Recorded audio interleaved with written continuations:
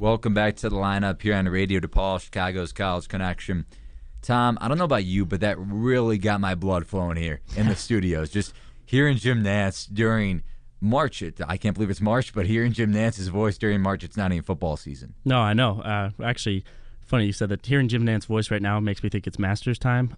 You're a golf fan. Yeah, so I got a little excited there. No, but I mean, anytime anyone calls it, I mean, I feel like the most boring sportscaster could call it Devin Hester kick return and be exciting. But could you imagine Gus Johnson doing Devin Hester? I don't even know what that would sound like. Oh my goodness! I can't even do a good Gus Johnson, but it'd be ridiculous. I feel like that would be one of his words Absolutely to use. But either way, Devin Hester, as we were talking about during the break, is not coming back with the Chicago Bears. And if you're an outsider, Tom, of course, being from the East Coast, and you weren't a part of all this pandemonium of Devin Hester not being a true wide receiver and him wanting to play a wide receiver number one and being the number one wide receiver on the Chicago Bears, what are your thoughts on this? He kind of became a one-trick pony at the end. They tried cornerback, they tried wide receiver, and nothing really worked out. So it kind of came down to how much are you willing to pay off, or how much are you willing to pay a pay a kick returner, punt returner. When was the last time he had a return TD? It's got to be 2 years ago or 3 years ago against the Vikings, yeah. I think. Yeah, he's getting older. Panthers a year ago, I think. Okay, so yeah, but I mean, he's getting up there. Obviously, he is a tremendous talent. Still, he's probably the greatest returner ever. And he had, I think, 19 combined punt returns and kickoff returns in just 8 years. Or I'm sorry, no, 5-6 years. It's flat out incredible. It's insane, yeah.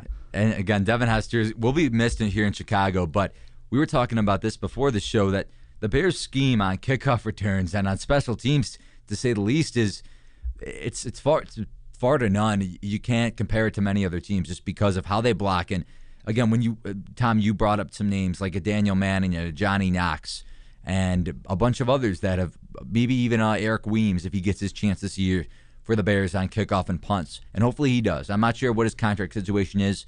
Maybe they'll bring back Daniel Manning. That's what I talked about on Twitter this week. But again, if the Bears decide to maybe draft another punt returner, kickoff returner that's as special as Devin Hester, that'll be great. And don't get me wrong, Hester has been one of the best Chicago Bears just because of what he did for the Bears in that Super Bowl season. Without him in 2006, I don't know if the Bears get to Miami. Yeah, no, that's a very, very good point. And if he doesn't return that touchdown, the Bears may never even be in that game, even though they ended up losing. That's a very good point. But it comes a point when your franchise is, how much are you willing to pay just a returner? He really can't do anything else for you. And you thank him for the service that he's done, and he's provided some great highlights and some great memories for Bears fans. But there comes a time. I mean, at the end of the day, NFL is a business, and teams have to move on from players. That's why I was thinking, so it was, I think, 5 years ago, so 2009, I think when he signed the contract with the Bears, I think that's when he was a restricted free agent. Why just not let him go? Mm-hmm. Or why not let him go?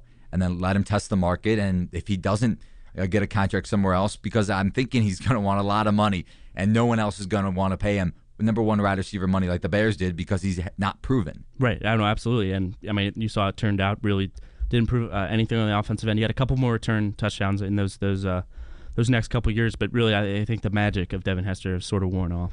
I think the maybe one play that I saw, maybe in 2007 versus the Saints, and one of the last games of the season, either the last or the second to last, was a Kyle Orton bomb to Devin Hester or Brian Greasy. It had to be Orton, I think.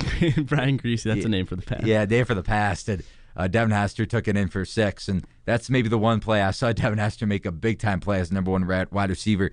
Maybe in 2008 too, when the Bears are trying to make a playoff push, he had a solid year as a wide receiver. Again, I'm not going to call him a number one wide receiver by any means. No, not at all. But that's the unfortunate thing, is because you see these other good return guys, Deshaun Jackson, a great return, but also a great receiver.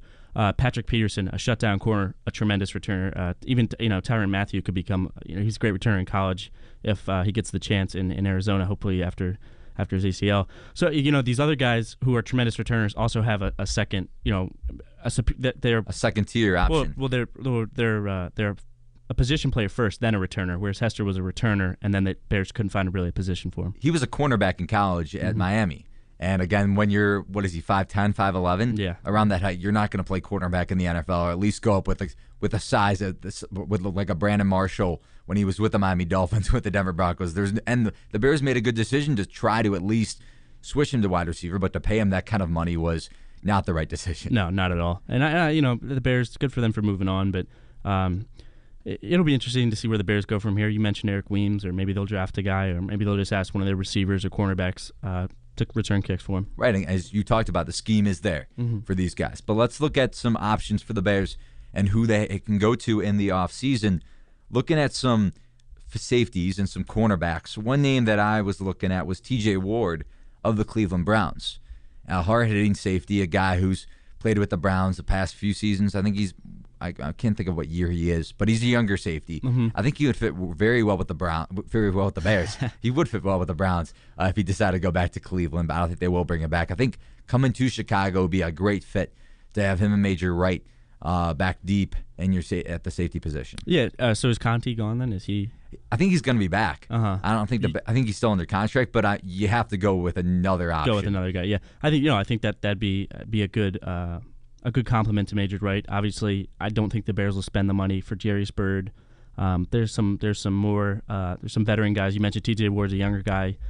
Dante Whitner's been around the league, and Antoine Bethea. Those are two guys. Veterans. They've been around the league. You know what you're getting with them. But the Bears need help in a lot of areas. Malcolm Jenkins for the Saints, former Ohio State Buckeye. Right. Yeah. So there's other guys, and obviously there's people in the draft. We've talked about Clinton Dix and the guy at Gilbert at Oklahoma State. Justin Gilbert, the cornerback. Yeah. So and then there's also tons of free agent cornerbacks. So it'd be interesting to see if they go draft a safety and decide to go in the free agent market. You obviously got Aqib Talib. Werner just said the Titans decided not to re-sign him.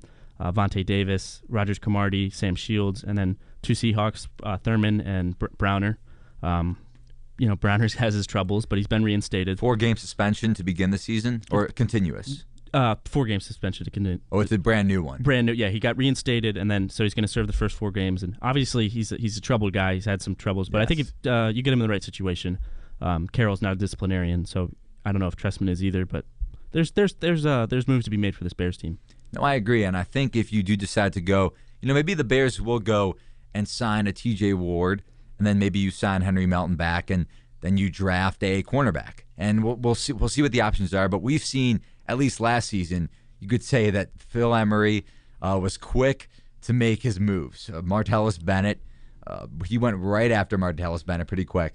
I'm trying to think of who else he went out and snagged. A couple other guys fast, and we'll get those names to you fast.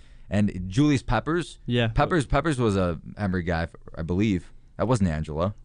That was 2011, I think. So yeah. Was that Emery at that point, or was that Angelo's last?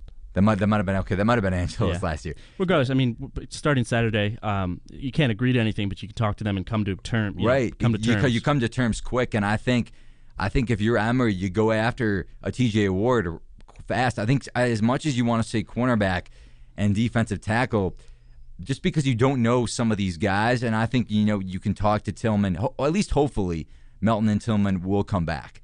But then again, you might want to go with a younger option and go to the draft. But you don't have these connections with the safeties like you do maybe with a hometown guy and a Peanut Tillman and kind of a hometown guy and a Henry Melton who's been here for a little bit. But T.J. Ward, at least, you don't have that relationship with. Yeah, that's true. You got to go after it. And it'd also be interesting what they can do with the free agency in the first part. I think that'll determine their draft strategy as well. Say they go after T.J. Ward, and if they're unable to sign him, well, then they're like, okay, well, let's go get a cornerback or a defensive tackle, and we'll address safety in the draft. So I think it'll be interesting. Andy mentioned the draft is later this year in May. It gives teams time to fill holes through free agency and then form their draft strategy. So they don't have to form their draft strategy and then scramble to fill out free agency. So it'll be interesting. But that's a good point. You can, if you want to try and bank on these hometown discounts or hometown loyalties a little. Right. At least Tillman's, I would say, is a loyalty. Yeah, absolutely. I don't know about Henry Melton just because he's already said I like the Cowboys, and the Cowboys said I like him, like we talked about the last couple of weeks. Mm-hmm. So who knows if that's going to pay any dividends for Henry Melton, or if that's going to slack on him at all. But I think if you're the Bears, I think you go after a safety right away, just because again that play I think it haunts a lot of Bears fans, that Randall Cobb touchdown in the game that decided to go to the playoffs or not. No, absolutely, and You're right, though. You got to go. The Bears have to have a strategy, though, and I think Emery does. You mentioned he's a quick actor, so I think he's got names in mind, and that's boom. It's come Saturday that you're going to see the Bears make one or two moves really quick and satisfy the Bears fans that are hungry for playoffs because they've come too close. Hungry for some defense too, especially since you have, as Ostrowski told us last week. Again, Joe Ostrowski of the Score, 11 guys. Your 11 starters are re-signed on offense. Mm-hmm. So as much as you maybe want to get Jordan Lynch on a quarterback, I think drafting 7 or 6 guys, or 7, since they do I think they have 2 6th-round picks. If you draft 7 guys all on defense, I don't think that's the worst thing in the world if you're the Bears. No, not at all. There's nothing wrong with that because we talked and with Joe Ostrowski too last week. Other than Briggs and Tim Jennings, they re-signed Jennings, right? Every other position technically could be open on this defense. So absolutely, it would not be a shocker to see them draft 6 or 7 defensive guys in the draft. Exactly. Let's take a break here. When we come back, we're going to talk a little bit more football here. Let's talk some Jets for a little bit there. We're going to talk with Chris Emma, a writer of the Score as well, and he also writes for Purdue All Sports. He writes for Purdue football and basketball. We're going to talk with him at 3:20, but we're talking Jets for a little bit next here on the lineup on Radio DePaul, Chicago's College Connection.